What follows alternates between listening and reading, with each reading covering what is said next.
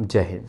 देखो, हम एसएससी के टॉपिक को डिस्कस कर रहे हैं इन डिटेल में, मतलब कि बहुत डिटेल में डिस्कस कर रहे हैं।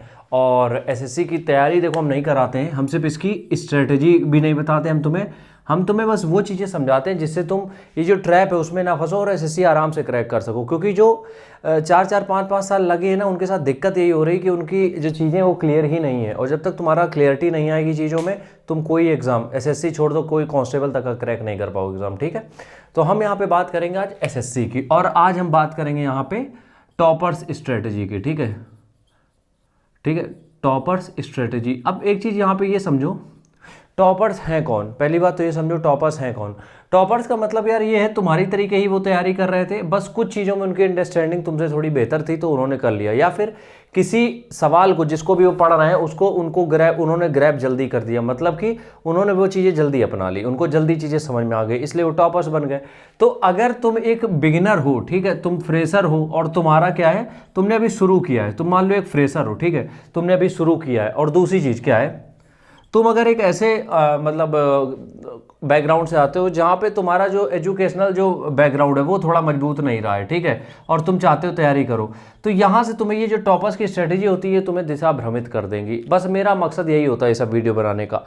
कोई और इस तरीके की वीडियो इसलिए नहीं बनाना चाहता क्योंकि वो तुम्हें अगर वो उनको कुल मिला के बैकएंड पे तुम्हें कोर्स बेचना, हमें ऐसा कुछ नहीं करना है, ना कोर्स बेचना है, ना किसी की बुक को प्रमोट करना, हमें कुछ नहीं करना है ये सब। ठीक है, इसलिए हम तुम लोगों को क्लैरिटी देते हैं। अब देखो होता क्या है, हम बताते हैं।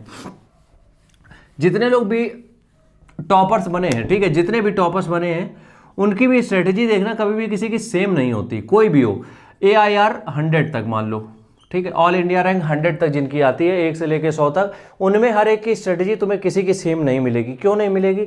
अब देखो क्या होता है कि तुम कहीं अलग जगह पे रहते हो, ठीक है, तुम्हारे पास टाइमिंग की अलग दिक्कत है कि किस समय पढ़ना है, तुम्हारा जो कॉग्निटिव एबिलिटी है जिसको कहते हैं बुद्धिमत्ता, वो तुम्हारी अलग है, इससे तुम्हें अपने हिसाब से प्लान बनाना पड़ेगा। इसलिए हम कहते हैं, हमने बहुत बार ये कहा है, हमेशा तुम लोगों से बताते भी हैं कि जो एसएससी की तैयारी करनी है तुम्हें, एसएससी की तैयारी टोटली बेस्ड है किस चीज़ पे, कि तुम उसमें कितना एफर्ट डाल रहे हो। इसीलिए एसएससी का श्योर सिलेक्शन जिसको बोलते हैं वो किस पे डिपेंड होता है, वो डिपेंड होता है तुम्हारी सेल्फ स्टडी पे। इसलिए हमेशा एक चीज़ समझो, जब भी तुम कोई भी तैयारी करते हो, किसी का रेफरेंस लेना या फिर किसी की चीज़ों से मतलब ये चीज़ें समझना कि हाँ ऐसे हो सकता है, वो बात अलग है।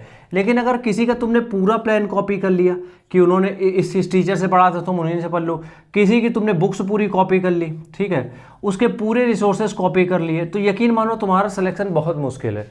जिसकी AIR 1 आज आई है, ये मान के चलो, समझ के चलना, देखो जिसकी भी ऑल इंडिया रैंक 1 आज इस बार आई है, हो सकता है अगली बार उसका प्री भी क्वालिफाई ना हो सकता है, क्योंकि बहुत चीज़ें डिपेंड करती हैं तुम्हारे उस दिन पे जिस दिन तुम पेपर लिखने जा रहे हो। इसलिए हमेशा ध्यान रखो, जब एसएससी की तैयारी करते हो तो कोई भी तुम्हें टॉपर से स्ट्रेटजी दे रहा है, कोई भी तुम्हें किसी भी तरीके की स्ट्रेटजी दे रहा है, तुम्हें फॉलो करने की जरूरत कतई नहीं है। अपने हिसाब से अपने होम ग्राउंड पे तुम्हें खेलना पड़ेगा, मतलब कि अपनी एबिलिटी पे खेलना पड़ेगा। दूसरा क्या कर रहा है वो तुम्हारे लिए मतलब नहीं है, चाहे वो टॉपर हो चाहे कोई भी हो। रेफरेंस ले सकते हो एक बार कि अगर मान लो किसी सब्जेक्ट में तुम कंफ्यूज हो रहे हो क्या करें, तो वो जो चीज़ें समझा रहा है कि हाँ चलो इस तरीके से कर सकते हो, तो उसको तुम अपने अकॉर्डिंग, अपनी जो एबिलिटी है उसके हिसाब से अगर तुम इम्प्रोवाइज कर सकते हो उसको, तो बात अलग है। But complete copy paste selection कभी नहीं दिलाएगा। राम राम, जय हिंद।